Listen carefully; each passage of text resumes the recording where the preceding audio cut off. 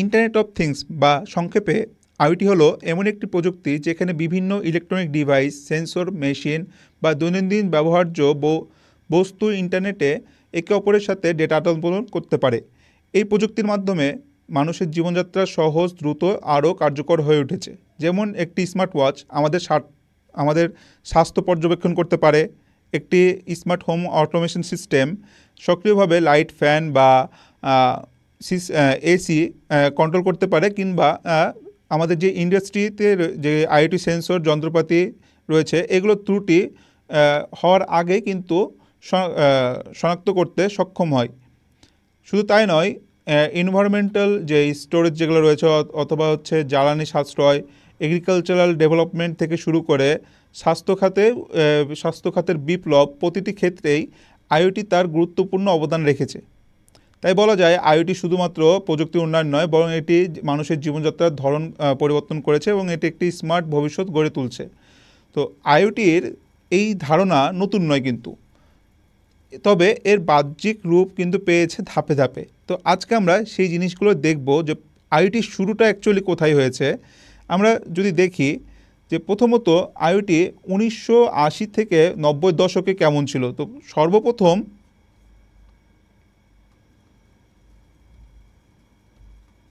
1982 সালে মার্কিন যুক্তরাষ্ট্রে ক্যানেজ মিল্টন ইউনিভার্সিটিতে একটি কোকা কোলা ভেন্ডিং মেশিন ইন্টারনেটের সাথে যুক্ত করা হয়েছিল। এইটি মূলত বোতলের ঠান্ডা হওয়ার অবস্থা মজুদ তথ্য পাঠাতে পারত। এটিকে আইওটির প্রথম উদাহরণ হিসাবে বলা যায়। এরপরে 1990 সালে জন রকরি একটি ইন্টারনেট নিয়ন্ত্রিত টোস্টার তৈরি করেন, অর্থাৎ ইন্টারনেট কানেক্টেড একটি টোস্টার তৈরি করেন। এরপরে 1999 সালে MIT এর গবেষক কেভিন অ্যাস্টন প্রথমবারের মতো ইন্টারনেট অফ থিংস শব্দটি ব্যবহার করেন। তিনি মূলত RFID ব্যবহার করে, অর্থাৎ রেডিও ফ্রিকোয়েন্সি আইডেন্টিফিকেশন ব্যবহার করে সাপ্লাই চেনের জন্য কাজ করেছিলেন। এরপরে আমাদের যে আর্লি অ্যাডাপশনে যেটা রয়েছে, অর্থাৎ 2000 থেকে 2010 সালের মধ্যে প্রথম যে এলজি যে কোম্পানিটি রয়েছে, আমরা জানি অনেকে যে এলজি একটি কিন্তু বৃহত্তর একটি ব্র্যান্ড কোম্পানি। তো 2000 সালে এলজি বিশ্বের প্রথম ইন্টারনেট সংযুক্ত ফ্রিজ, অর্থাৎ আইওটি বেসড ফ্রিজ হচ্ছে সে অ্যানাউন্স করে তৈরি করার। এরপরে 2005 সালে UNITU অর্থাৎ যে ইন্টারন্যাশনাল টেলিকমিউনিকেশন ইউনিয়ন রিপোর্টে আইওটি নিয়ে আলোচনা শুরু হয় সর্বপ্রথম 2005 সালে। এটা হচ্ছে মূলত জাতিসংঘে ITU অর্থাৎ জাতিসংঘের যে UN যে ইন্টারন্যাশনাল টেলিকমিউনিকেশন ইউনিয়ন যেটা রয়েছে সেখানে সর্বপ্রথম হচ্ছে এটা নিয়ে আলোচনা শুরু হয়। এরপরে 2008 সাল থেকে 2009 সালে আরও অনেক ডিভাইস হচ্ছে অনলাইন হতে শুরু করে। উদাহরণস্বরূপ হিসেবে বলা যায় 2009 সালে গুগল তাদের প্রথম সেলফ ড্রাইভিং কার হচ্ছে পরীক্ষা করে, যা আইওটি প্রযুক্তির ফল ছিল। এরপরে আমাদের নেক্সট ফেজে আসে হচ্ছে 2010 থেকে 2015 সাল, অর্থাৎ এটাকে বলা হয় এক্সপ্যানশন। তো এখানে আমরা দেখেছি স্মার্টফোনের কিন্তু জনপ্রিয়তা অনেক হারে বেড়ে গেছিলো। তো স্মার্টফোনের জনপ্রিয়তা আইওটিকে আরও গতি বাড়িয়ে দেয়। আমরা এই পর্যায়ে দেখেছিলাম 2010 থেকে 2015 সালের মধ্যে কিন্তু স্মার্টফোনের জনপ্রিয়তা কিন্তু অধিক হারে বৃদ্ধি পেয়েছিল। তো এটাই কিন্তু আইওটিকে আরও এক ধাপ আগিয়ে দিয়েছিল, কারণ মোবাইল ফোনই আইওটি হাব হিসেবে কাজ করে। তো এখানে যে নেস্ট থার্মোস্ট্যাট রয়েছে যেটা 2011 সালে, এবং ফিলিপ হিউ স্মার্ট বাল্ব যেটা রয়েছিল, সেটা এইরকম হচ্ছে আইওটি ডিভাইস আমরা দেখেছিলাম যে এরকম আইওটি ডিভাইসগুলো বাজারে এসেছিলো। এছাড়া ওয়্যারেবল যে ডিভাইসগুলো যেগুলো রয়েছে, ওয়্যারেবল ডিভাইস যেমন হচ্ছে ফিটবিট মানুষের স্বাস্থ্য পর্যবেক্ষণ করতে সহায়তা করে, যেটা ওয়্যারেবল ডিভাইস যেগুলো দেখেছিলাম এগুলো অনেক পপুলার পেয়েছিল। ফিটবিট মূলত হচ্ছে আমাদের ব্লাড প্রেশার, তারপর ব্লাড অক্সিজেন, ব্লাড টেম্পারেচার, তারপরে হচ্ছে আমাদের পেডোমিটার, যে আমরা কত স্টেপ দিচ্ছি, এগুলো সব কিছু মেজার করতো। এগুলো হচ্ছে মূলত আমাদের আইওটি সিস্টেমে চলে এসেছিলো। এরপরে আমরা দেখেছিলাম ইন্ডাস্ট্রিয়াল আইওটি, অর্থাৎ আইওটিতে ব্যবহার শুরু হয় কলকারখানায়, যেমন প্রেডিক্টিভ মেনটেন্যান্স, সেন্সর ভিত্তিক যে মনিটরিংগুলো রয়েছে সেগুলো কিন্তু আইওটিতে ইনভলভ হতে শুরু করেছে 2010 থেকে 2015 সালের মধ্যেই। এরপরের যে ধাপটি রয়েছে, ধাপটি ওকে বলা হয় মডার্ন আইওটি, অর্থাৎ 2015 থেকে 2020 সালের মধ্যে যেটা ছিল সেটা হচ্ছে মডার্ন আইওটি। এখানে আমরা দেখতে পাই যে গুগল হোম, অ্যামাজন অ্যালেক্সার মতো স্মার্ট ভয়েস অ্যাসিস্ট্যান্ট হচ্ছে তৈরি হয়েছে এবং বাজারে এসে সেটাকে অনেক জনপ্রিয়তা পায়। এখানে হচ্ছে কি যে স্মার্ট আপনি ভয়েস কন্ট্রোলের মাধ্যমে সব কিছু হচ্ছে কন্ট্রোল করতে পারবেন।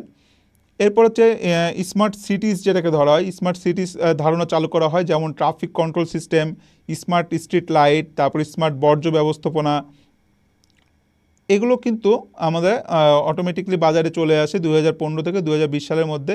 এছাড়াও আইওটি কানেক্টেড, অর্থাৎ মোবাইলের সাথে আমাদের যে গাড়িগুলো রয়েছে সেই কারগুলোকে কিন্তু কানেক্টেড করা হয়েছে এই 2015 থেকে 2020 সালের মধ্যেই।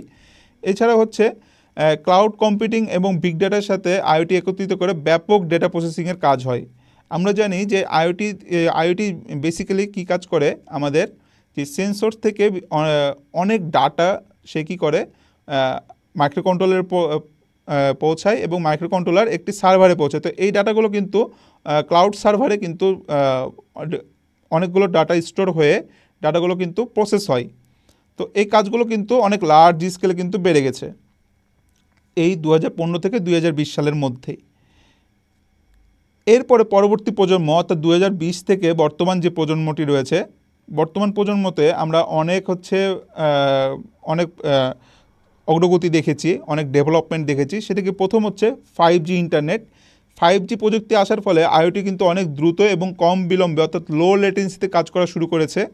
এছাড়াও এজ কম্পিউটিংয়ের মাধ্যমে ডেটা স্থানীয় পর্যায়ে প্রক্রিয়াকরণ অনেক সহজ হয়েছে, যেখানে হচ্ছে ক্লাউডের উপরে ডিপেন্ডেন্সি অনেক কমে যায়। কারণ আমরা জানি যে ক্লাউডে কিন্তু অনেক কমপ্লেক্সিটিস থাকে। এরপরে কোভিড-19 মতো মহামারী স্বাস্থ্য আইওটি এর রিমোট মনিটরিং, স্মার্ট হেলথ ডিভাইসের অনেক ডেভেলপমেন্ট ঘটায়, যেখানে আমাদের ব্লাড প্রেশার, ব্লাড অক্সিজেন, তারপরে পালস অক্সিমিটার, ইসিজি, এগুলো আমরা এখন চাইলে ফোনের মাধ্যমে কিন্তু সব কিছু দেখে নিতে পারি। আর্টিফিশিয়াল ইন্টেলিজেন্সেও বর্তমানে স্মার্ট ফ্যাক্টরি, তারপরে সক্রিয় গাড়ি, অটোমেশন যে কারগুলো রয়েছে এবং রোবোটিক্সে কিন্তু এই যে আর্টিফিশিয়াল ইন্টেলিজেন্সের সাথে কিন্তু আইওটির ব্যাপক ব্যবহার রয়েছে এবং ব্যবহার কিন্তু হচ্ছে, অলরেডি কিন্তু ব্যবহার হচ্ছে। এবং ভবিষ্যতেও কিন্তু স্মার্ট এভরিথিং অর্থাৎ স্মার্ট হোম, স্মার্ট শহর, স্মার্ট ফ্যাক্টরির ক্ষেত্রে কিন্তু ব্যবহার হবে এবং ম্যাসিভ আইওটি বিলিয়ন সংখ্যক ডিভাইস কিন্তু ভবিষ্যতে কিন্তু সংযুক্ত হতেই থাকবে। এবং ধারণা করা হচ্ছে যে এরপরে ডেটা শুধু সংগ্রহ করা হবে না, সেটা বুদ্ধিমান যে আর্টিফিশিয়ালি কাজ করার জন্য সে ডিসিশন নিতে থাকবে এবং পরিবেশ রক্ষা, জ্বালানি সাশ্রয় এবং দূষণ ক্রিয়ার সেটা সহায়তা করবে। তো আমরা এই মূলত আমাদের মূল আইওটির যেই আমাদের হিস্ট্রি রয়েছে, এই হিস্ট্রিটি আপনাদেরকে এটা নিয়ে আলোচনা করলাম। হোপফুলি আপনারা বিষয়টি বুঝতে পেরেছেন। ধন্যবাদ।